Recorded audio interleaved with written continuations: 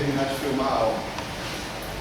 E essas aulas daqui a pouco elas vão estar disponíveis aí no site lá do professor Global. É só aguardar mais um pouco. Então olha só, os elogios do Nami aqui, né, cara? De alto nível. Né?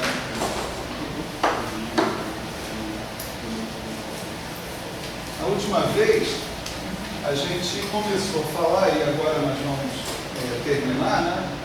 Pelo menos fazer uma revisão, a velocidade da luz, né? Quer dizer, todos esses temas aqui que eu estou falando, são temas que você aprofunda muito mais, que tem muito mais nuances, intenções, interpretações, mas a gente está focado aqui em chegar a determinados fatos e técnicas, né? Então a revisão é necessariamente superficial, não tem saída, não tem jeito, né? O conhecimento do professor também é superficial. Então, de qualquer forma, qualquer que fosse a revisão seria superficial, porque o professor tem um conhecimento superficial. Então, a gente tinha falado sobre a noção de espaço topológico, né?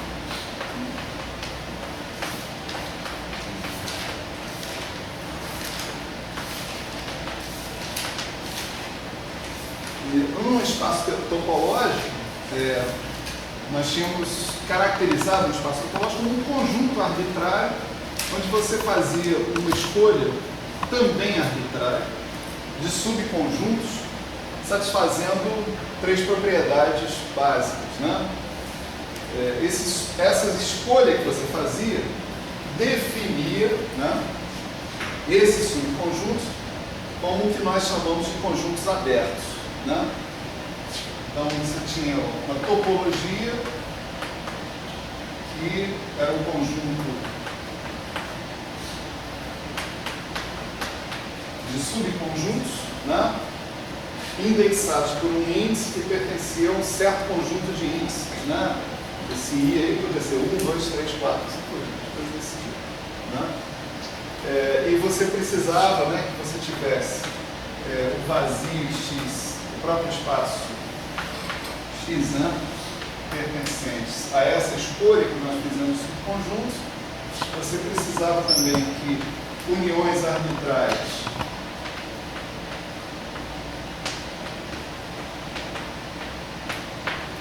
pertencessem à topologia, né? Isso aqui é o que eu chamei de topologia, e que interseções arbitrárias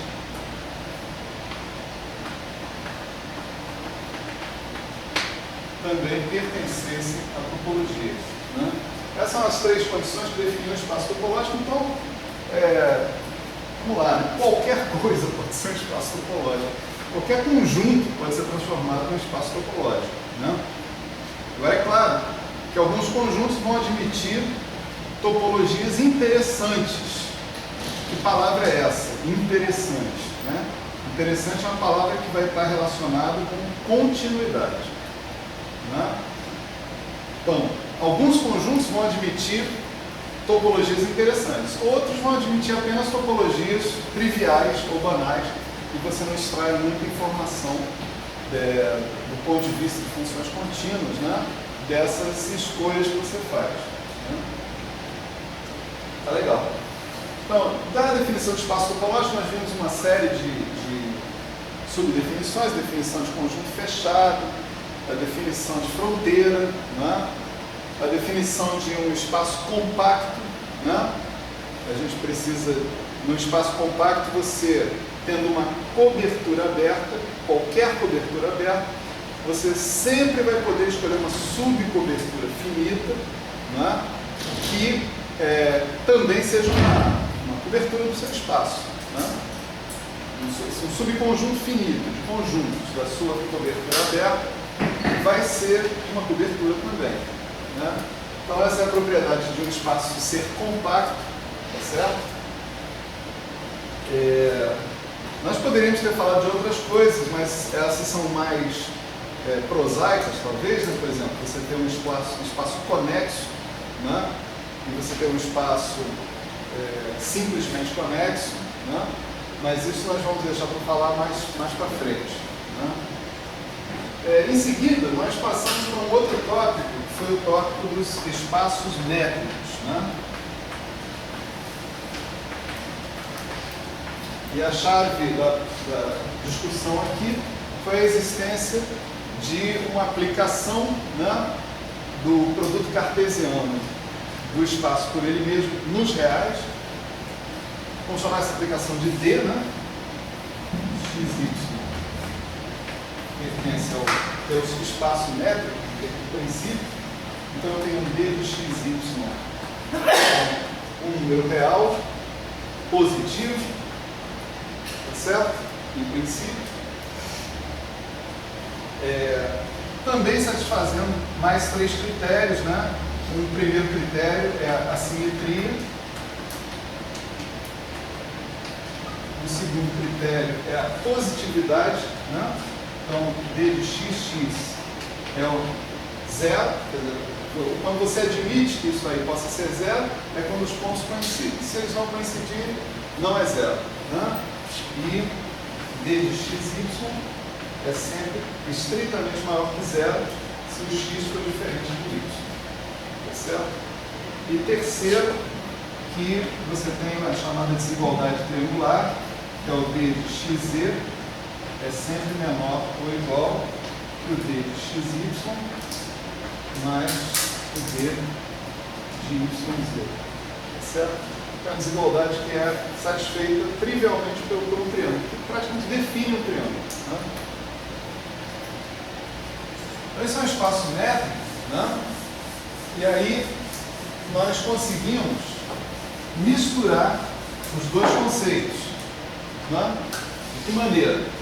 Se eu tenho espaço métrico, a gente viu, né, na última vez, a gente consegue definir naturalmente uma coisa chamada topologia métrica, tá certo? Num espaço métrico. Então, para isso a gente tem o conceito de bola aberta, né? Vamos supor, de raio epsilon em torno de um certo ponto, com centro num certo ponto x. Tá certo? O que é a tal bola aberta de raio epsilon? Né? É o conjunto de todos os y pertencentes ao espaço x, tais que a distância, né, o d de xy ou d de yx, tanto faz, seja estritamente menor do que epsilon. Não menor ou igual, estritamente menor. Certo? Então,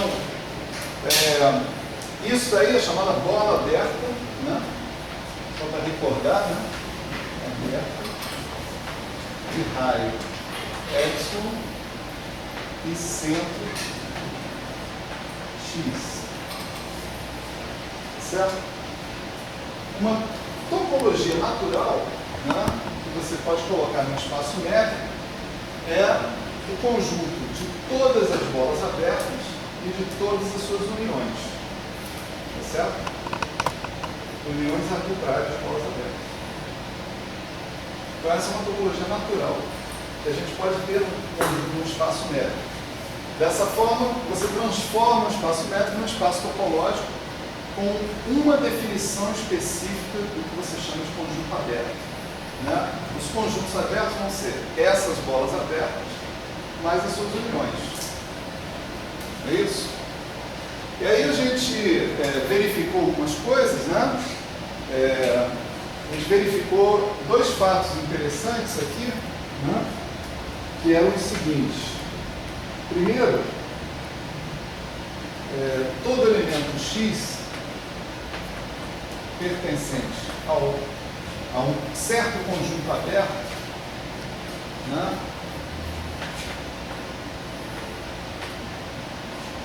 é sempre centro de uma bola aberta inteiramente contida dentro do conjunto aberto.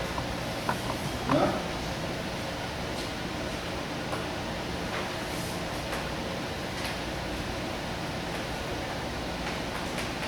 Para algum epsilon, naturalmente, você tem que escolher esse epsilon, né? Que está inteiramente contido no U. Certo? E ao contrário, né? Todo conjunto aberto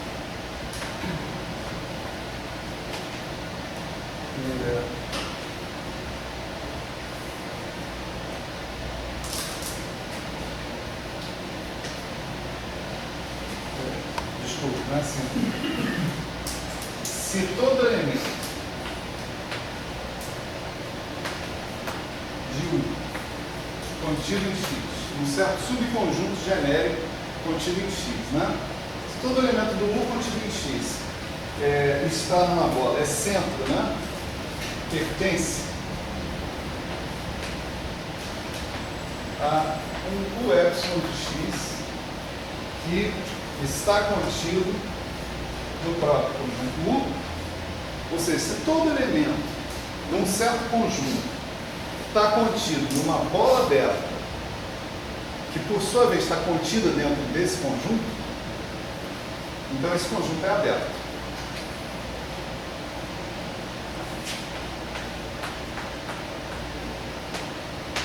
Isso é uma espécie de si somente si, né?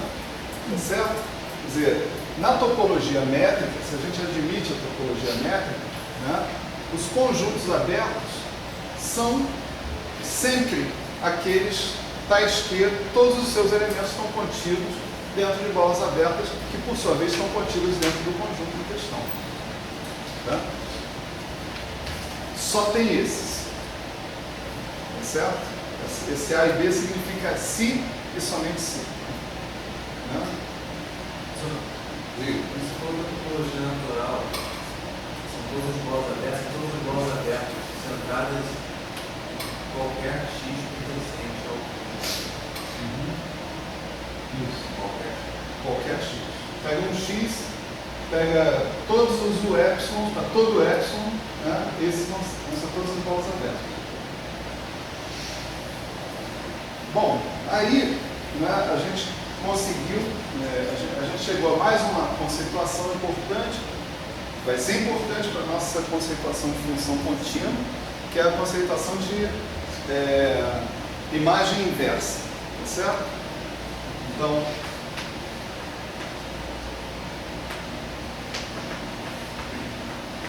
isso não tem nada a ver, como eu disse, com o fato da aplicação do mapeamento ser ou não ser inversível.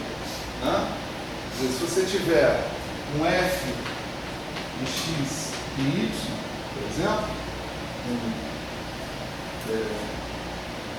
um conjunto e outro conjunto, nesse caso, você vai dizer que pega um ponto X pertencente a Y, né? Você vai ter um conjunto que a gente chama de F menos 1 de X, tá certo? Que está contido em X. Composto pelo quê? Composto por todos os elementos de X que são levados nesse X pela aplicação F. Tá certo? Principalmente se a aplicação não for injetiva, você pode ter vários elementos sendo levados no elemento X. Né? Tá certo? Se ela for injetiva, não. Aí você tem um elemento só. F é menos 1 de X é um ponto. Né? Um ponto de cada. E você pode pegar e generalizar essa definição para, por exemplo, subconjuntos de Y. Né? Então você pode generalizar isso para isso aqui. F menos 1 de V, que também é um subconjunto de X.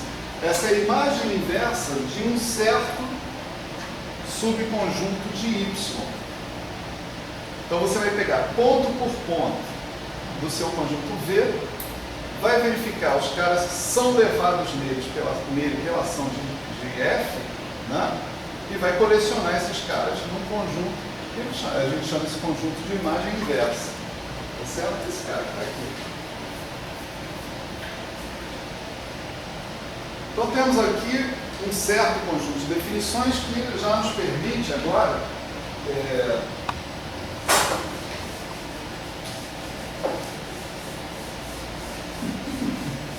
propor num espaço métrico, né, o conceito de função contínua. Né?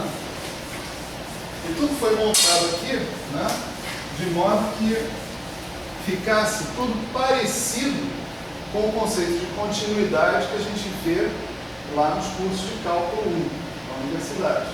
Tá certo? É parecido, mas não é igual. né?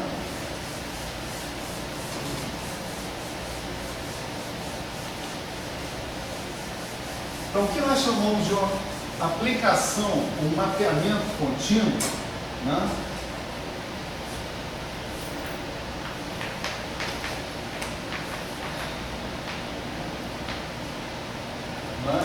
Continuando, na verdade, aqui em x, né?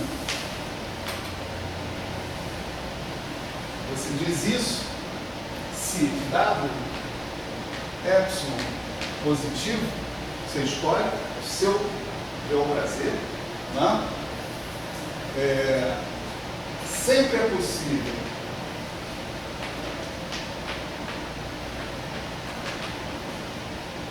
obter delta igualmente positivo, portanto, em princípio, dependendo do epsilon que você selecionou, né, tal que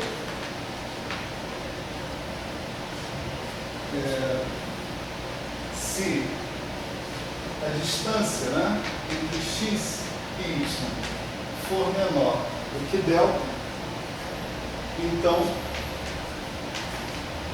a distância entre f de x e f de y é menor do que epsilon. Certo? Conforme eu ilustrei na aula passada, se você pegar o epsilon grandão, essa definição praticamente se cumpre facilmente, né? Se você for pegando o epsilon pequenininho, a coisa vai pegando graça, né? Tá certo? Se você chega perto de uma região na sua função, onde a sua função tem uma descontinuidade, você verifica explicitamente que esse delta para de existir em algum momento.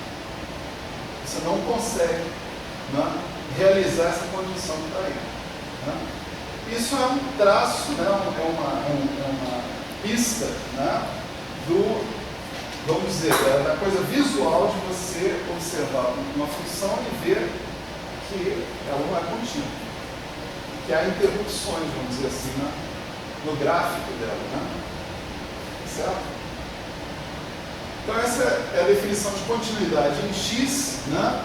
E você pode definir também, né,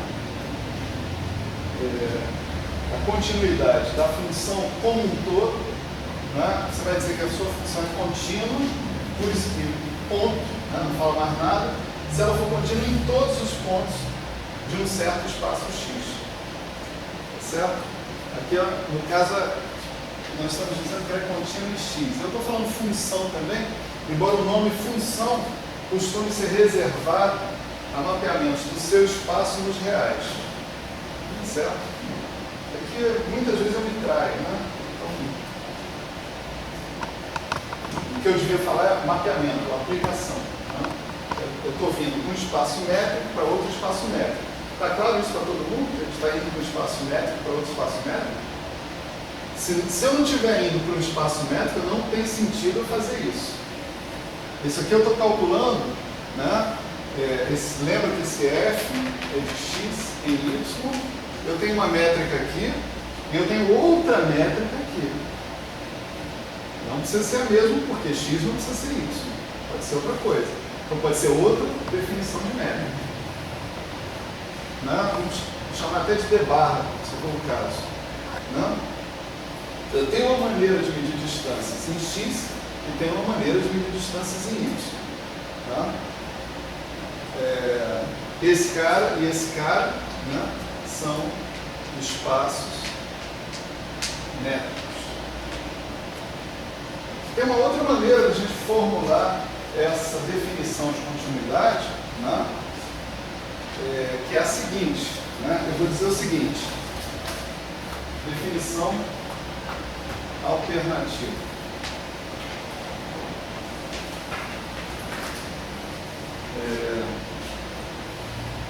Dada bola aberta, vamos chamar V epsilon de f de x contido em y, certo? Estou usando a notação V para conjuntos, né, ou bolas abertas no espaço y. e U para conjuntos ou bolas abertas no espaço X. Isso não são, né, reminiscências dessa definição que está aqui. Tá certo? Então esse cara aqui, vamos supor que tem uma bola aberta de raio epsilon com centro f de x. Né? Se sempre é possível achar delta tal que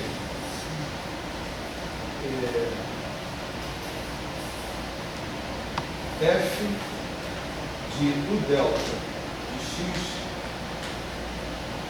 está contido em V epsilon de f de x, então f é contínuo em x.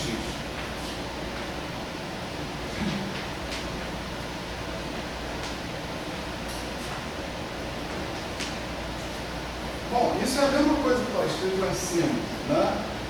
Apenas o que a gente está usando aqui, né, é definição de bola aberta de raio epsilon centrada em f de x, não é isso? Olha lá a definição de bola aberta. 10 segundos para todo mundo olhar para a definição de bola aberta. Né? Então, todos os pontos f de y que estão a uma distância menor que epsilon de f de x. Então isso define a bola aberta V epsilon de f de x. Tá certo? Então, o que nós estamos falando, V epsilon de f de x, é exatamente isso. Todos os pontos y estão a distância menor que delta de x.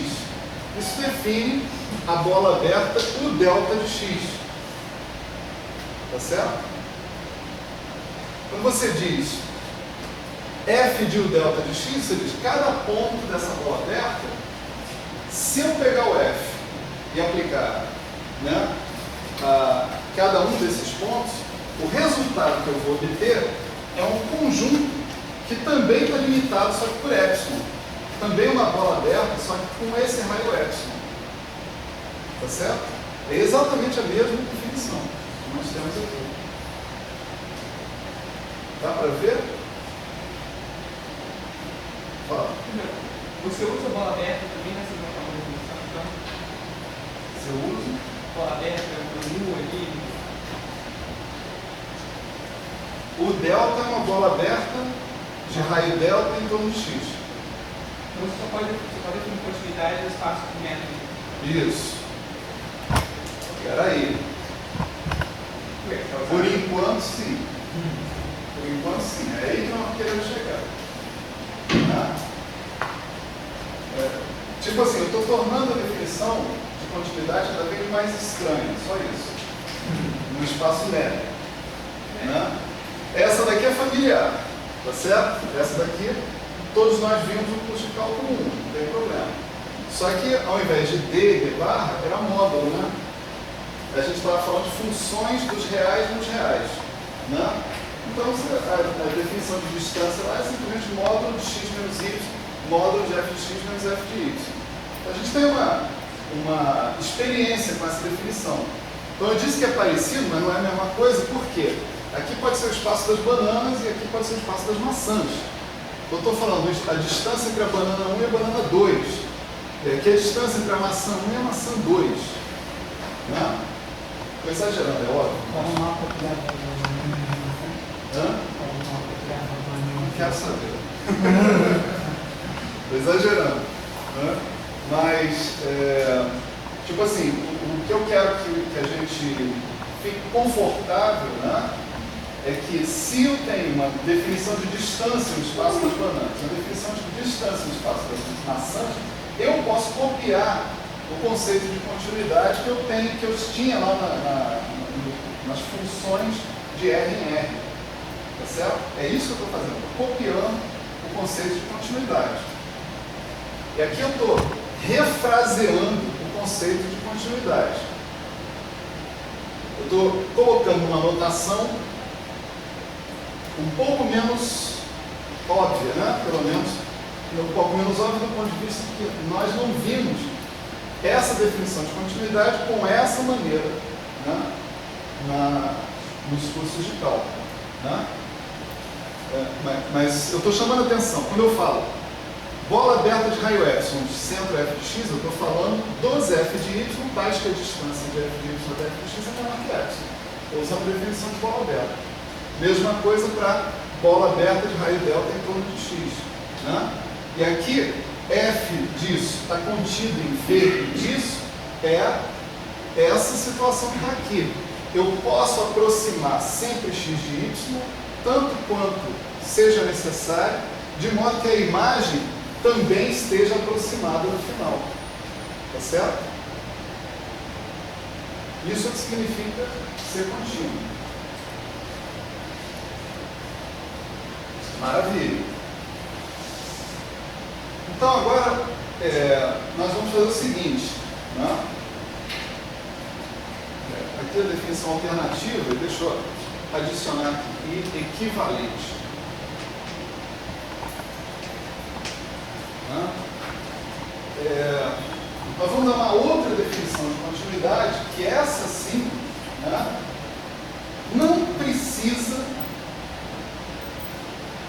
de uma métrica para funcionar. Né? Definição alternativa 2. Ela não precisa de uma métrica para funcionar, mas nós ainda vamos nos manter dentro do contexto dos espaços métricos, porque eu vou querer mostrar para vocês que essa definição é equivalente a essa daqui e, portanto, equivalente àquela. Certo? Então, definição alternativa 2 é a seguinte: f é contínuo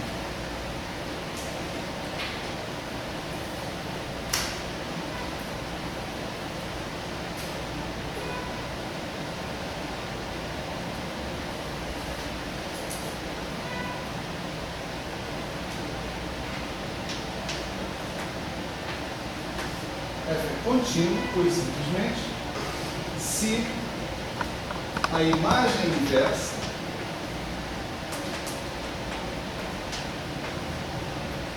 de todo subconjunto V aberto contido, né?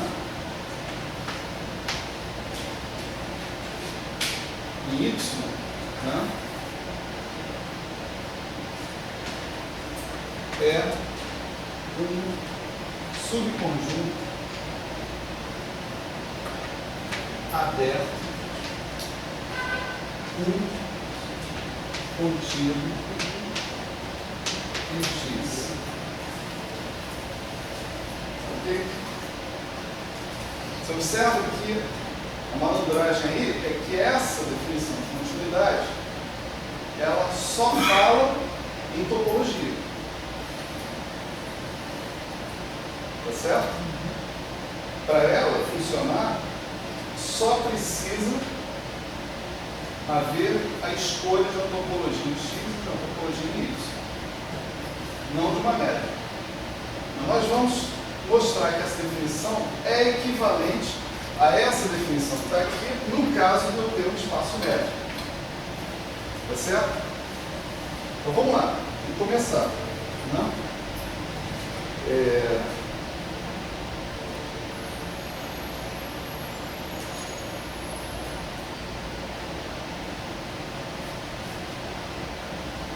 Vou começar a mostrar isso.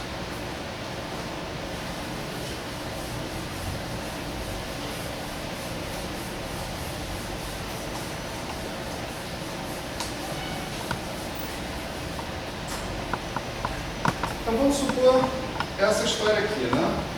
V contido em Y aberto, certo? Eu tenho um aberto V contido em Y e eu vou supor que F de X em Y é contínuo. Hipótese, certo?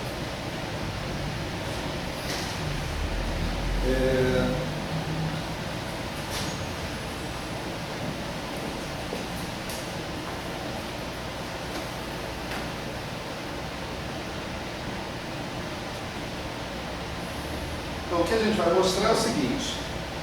Eu vou mostrar que f é menos 1 de v, tá certo? É um aberto em x, tá certo? Quando eu falo que ela é contínua, né? O que eu estou querendo? Vamos devagar. Eu estou querendo mostrar que aquela definição de continuidade é equivalente a essa definição de continuidade quando eu estou trabalhando com espaços métricos. Tá certo? Então, quando eu digo assim, olha, eu tenho um V contínuo em Y, que é um aberto, e um F de x em Y, que é contínuo nesse sentido que está aqui. Tá certo? Ok? Ela é contínua no sentido métrico. Né? E eu vou mostrar que se a F é contínua, a imagem inversa, né, de qualquer subconjunto aberto é um aberto. Tá claro? Assim, o que eu quero fazer? Eu quero mostrar a ida do teorema. Depois a gente vai fazer o contrário. Nós vamos supor que o F é contínuo no outro sentido, na definição alternativa 2, ou seja, a imagem inversa de um aberto é um aberto. E nós vamos mostrar que ela é contínua nesse sentido 1. Tá certo? Então, com isso, a gente mostra que uma definição é completamente equivalente à outra. Tá? O primeiro passo. Se ela é contínua no sentido métrico, ela é contínua na definição alternativa 2. Tá certo? É isso que a gente vai tentar mostrar agora. Então, beleza. Suponha um ponto x pertencente a U, né?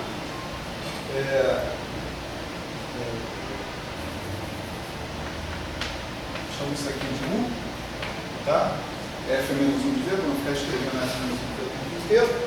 Então, F de x pertence a V, né?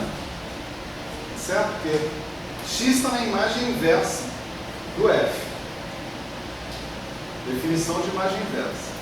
Então, f de x pertence a V e, dado que o V é aberto,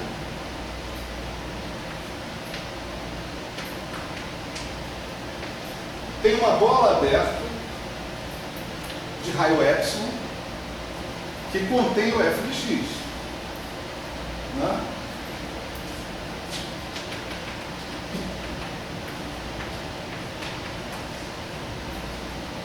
Bola aberta de raio epsilon. Ele é um aberto, não é isso? Todo conjunto aberto no espaço métrico é tal que todos os seus pontos estão contidos em bolas abertas, inteiramente contidas no conjunto. É isso que a gente está usando. Centrado em f de x. Centrado em f de x. Perfeito. Certo? Então, maravilha. Né? Como f é contínua no sentido métrico, né? Se existe uma vizinhança, se existe uma bola aberta, raio epsilon e centro f de x, então é possível achar a delta tal que essa bola aberta de raio delta em torno de x está contida, tá certo? No aberto de centro f de x. Estou usando a definição de continuidade no sentido métrico. Ok? Então, garanto que existe delta tal que f de U delta de x está contido em V epsilon de f de x. Essa é a definição métrica. Tá certo?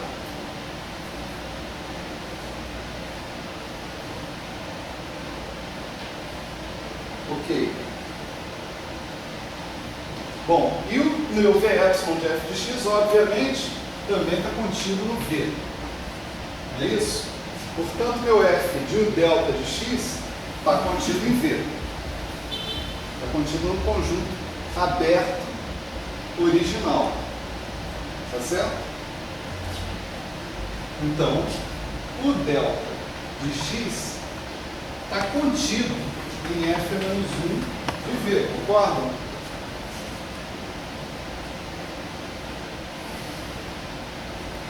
Certo? F de u delta não está contido em V? Então, se eu tiver a imagem inversa dos elementos de V, certamente ele vai incluir o delta. Todo o delta. Portanto, o delta pertence ao f menos 1 de V, pertence, não, está contido, que é o U. Em torno de cada ponto de U,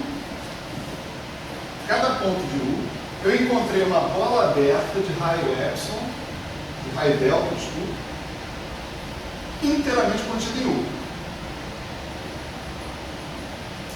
Conclusão, U é um aberto. Né? Cada ponto de U está contido numa bola aberta, inteiramente contida em U. Isso é a definição de um aberto no sentido da topologia métrica.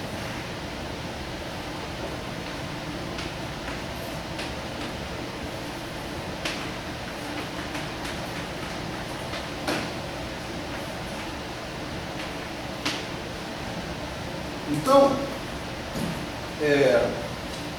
acabamos de provar o seguinte: se a nossa aplicação f é contínua no sentido métrico, a imagem inversa de qualquer conjunto aberto é um conjunto aberto. Está claro aí?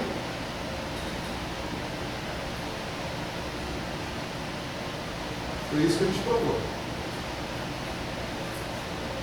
Então, se ela for contínua, né, nesse sentido, ela é contínua nesse sentido. Agora temos que fazer a volta. Se ela for contínua nesse sentido, a gente quer mostrar que ela vai ser contínua nesse sentido que está aqui. É fácil, né? Vamos lá. Faltam 3 minutos, né? 3 minutos? Isso. Então vamos parar aqui e procurar, né, Carregador. esse é um bom ponto para parar. Né? Está no meio da demonstração, calma, intervalo para recarregar a câmera.